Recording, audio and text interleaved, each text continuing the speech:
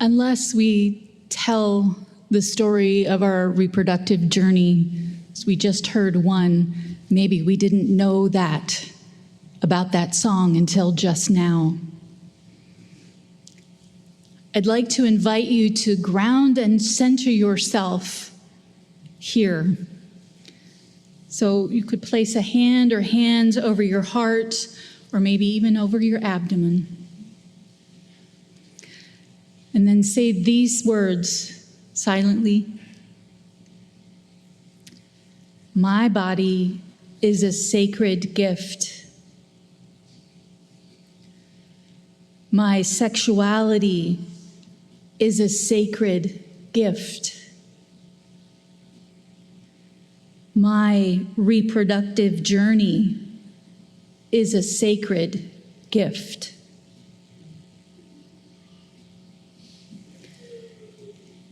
And now, as we do with the meta meditation of offering loving kindness to someone else, I invite you to send those same affirmations to someone in your life who might need them.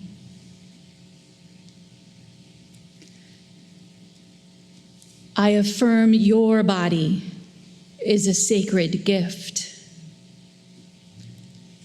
I affirm your sexuality is a sacred gift. I affirm your reproductive journey is a sacred gift. As we speak these truths, we affirm and celebrate the beautiful diversity of sacred bodies, sexualities, and reproductive journeys in this space and around the world. As we speak these truths, we affirm that all people, no matter the circumstances of their lives, deserve to be honored in their bodies, sexualities, and reproductive journeys. This affirmation is part of a curriculum from the Spiritual Alliance of Communities for Reproductive Dignity, or sacred. Whatever your journey, know that you are sacred. Blessed be. That's it, that's a sermon. We're done. No.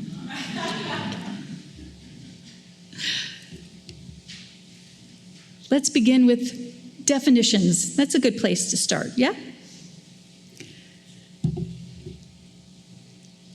This is from an article by Reverend Ashley Horan, who is the Director of Justice Ministries for the Unitarian Universalist Association.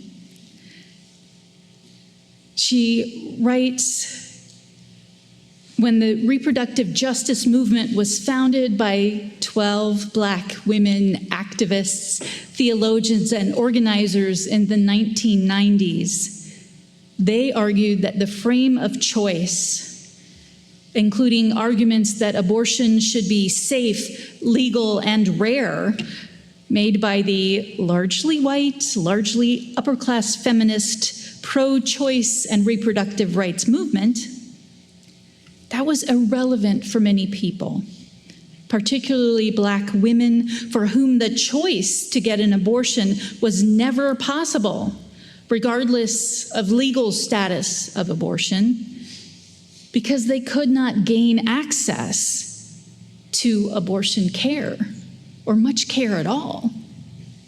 Instead, this group argued reproductive justice, here's the definition, is the human right to maintain personal bodily autonomy, have children, not have children, and parent the children we have in safe and sustainable communities.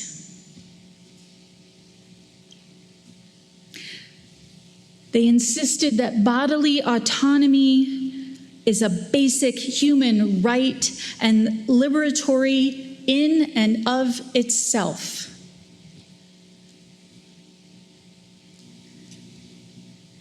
I'm struck by that definition because the conversation in the world, in politics, in religion, has been for so long about abortion as an evil. There is so much more to reproductive justice than one thing. It is about personal agency over your own physical self. What happens if we change the dialogue that this is not just about people who can be pregnant? I'm going to use that terminology.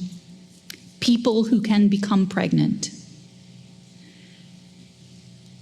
And their bodies.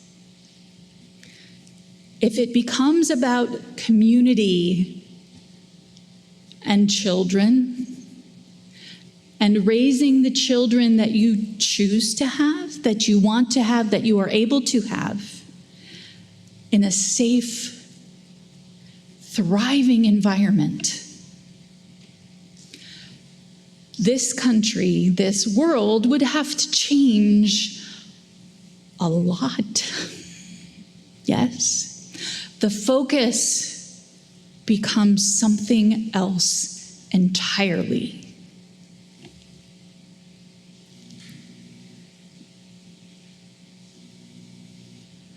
Reverend Horan also writes this: the majority of people who experience sorrow, grief, despair, and isolation after having an abortion are not mourning that abortion itself, but the circumstances in which the abortion became the right or only decision for them.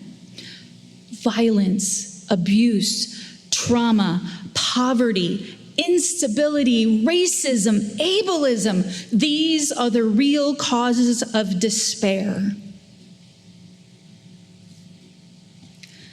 That is heavy. So I'm going to invite you again to place a hand on your heart or on your abdomen. And take a breath. In and out. Whatever your reproductive journey, you are sacred.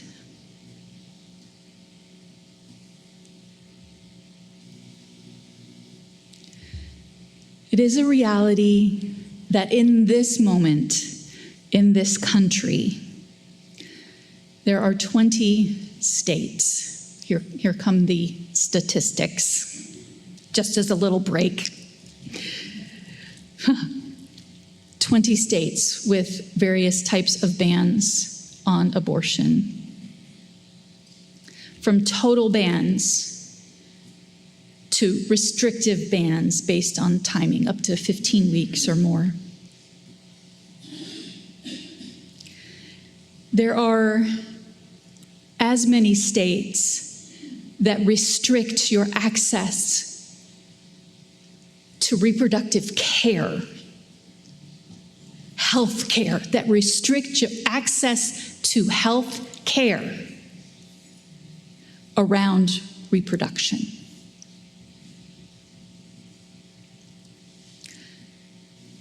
There are only 4 states in this country that protect abortion in the state constitution. It's almost as if all this legislation isn't really about fetuses or babies, but about power over people who can become pregnant. What? Or, and I couldn't believe this, as classicist and comedian Natalie Maines writes in her book, Pandora's Jar, Women in the Greek Myths. Quote, and there is an ethical difference, isn't there? Between ignoring a stranger who needs help or money or a kidney and actively killing them.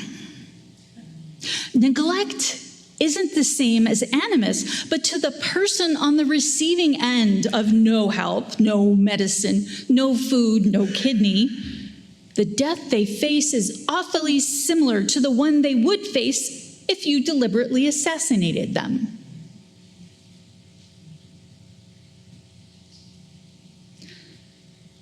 Sometimes I wonder about the things that connect in my brain, but somehow that quote in a completely different kind of book, in a completely different setting than what I had been reading and researching, really hit home. Because lack of access to good health care, to the care you need, kills people. For sure.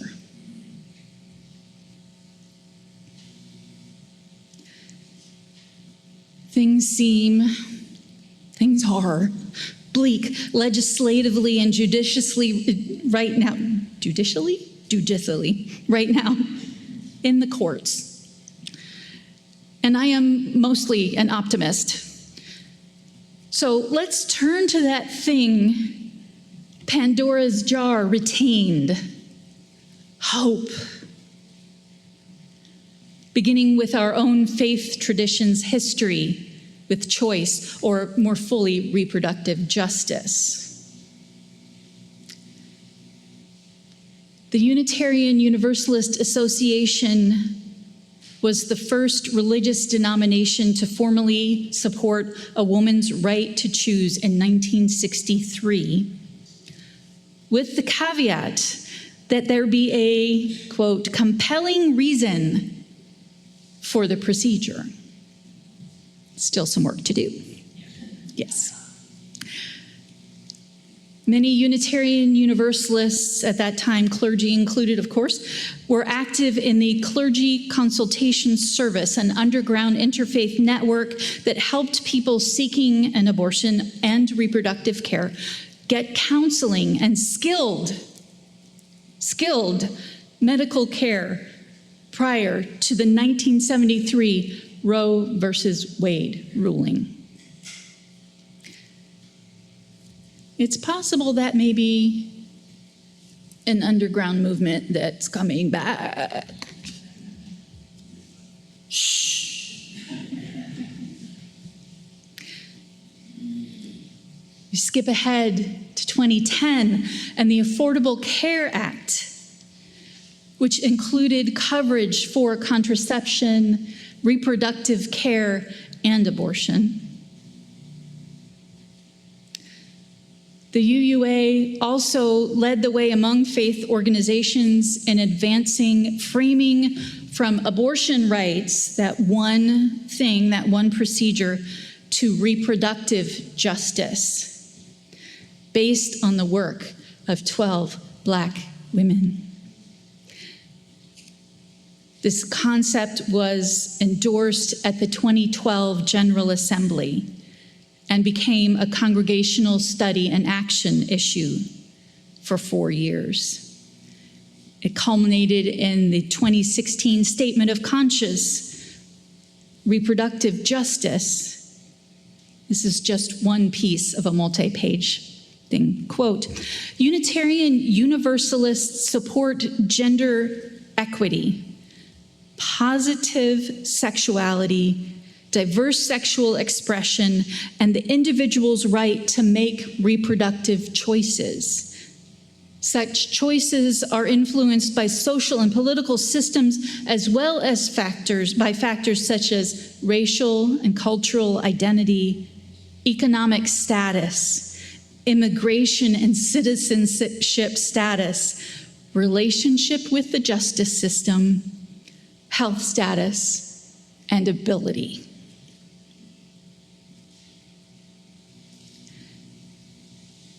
We are in the same struggle.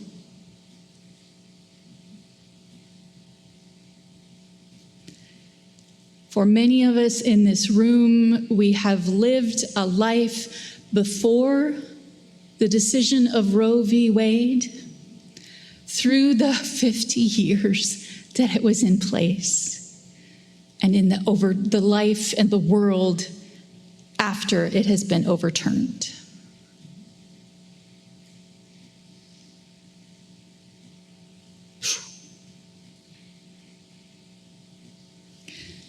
We won't go back. We cannot go back. Hope, again, that we do not stop voting, we do not stop learning, we do not stop educating, we do not stop advocating. So let me bring in another concrete piece of hope, and it is called a sacred designation, and sacred, the acronym, not just the word of holiness. Just a couple of years ago, I was part of a team, I know Polly was in there too, that we took a training around the sacred curriculum, this educational piece, that led us through working out what our own values were around reproduction and all the pieces involved in that, but then also into that wider movement of justice organizing, and especially so within a congregation. What can a congregation do to advocate for reproductive justice for all? In the introduction to the education piece, the team at Sacred wrote, "There is a serious lack of moderate and progressive faith organizing on reproductive issues. We do not think it is a coincidence that one political party, one side, one philosophy, has been incredibly successful in that same period. As states like Mississippi and Texas illustrate, in some places we cannot even stop the absolute worst bills, in part because moderate and progressive people of faith lack a solid basis for engagement." And that is why sacred and the sacred designation as a congregation is different. It requires a much larger base of progressive faith-based activists and institutions. Sacred's overall goal is cultural and political transformation, recognizing that Black, Brown, and Indigenous people and people with low incomes have always lacked sufficient access to reproductive care. That opposition to abortion and comprehensive reproductive health care access has always been about a lot more than abortion. We just talked about that. And third, social movements in the US are more successful at deeper levels when they engage shared values, since we're talking about values, and collective moral imagination to increase justice and liberty for all. We have been talking about values in the Unitarian Universalist world for several years now. So it won't be a new thing, right? And I want you to think about JetPig, those values, and how they apply to the reproductive justice value system.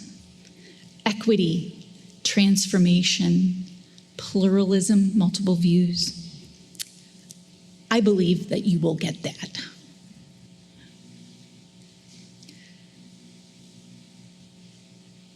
The sacred curriculum, again, leads participants to examine their own values and feelings about reproductive justice, much like Our Whole Lives sexuality education, offered here, children and youth, adults too, does. Ultimately, we hope leading to a congregational vote to adopt many ways to support people seeking help in accessing life-saving reproductive care, to provide concrete actions in support of such care in accordance with our own Unitarian Universalist theology and values. Now is the time, beloveds. As ever, now is the time to mobilize, to deeply engage our individual and collective strength to ensure that every person seeking reproductive care, whether that is abortion or wellness visits, has access to that care without onerous restrictions, without shame.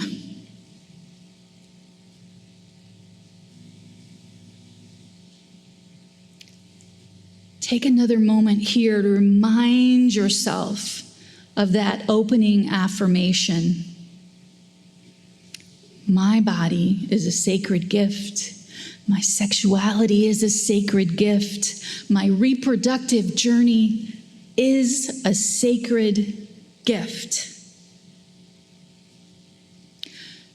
Wherever you are in your body, on that journey, may you know you are not alone. You are not alone. You are not alone.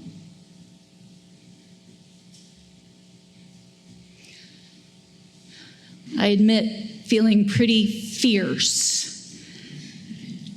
That's not like me. I feel pretty fierce as I began reading, learning, and writing this for today. So I want to close with part of a poem by Marge Piercy that fits with that. So if I sound angry, it's just because I'm feeling fierce. If it also resonates with you, let's roll up our sleeves again and get to work. This is from Marge Piercy's poem, Right to Life.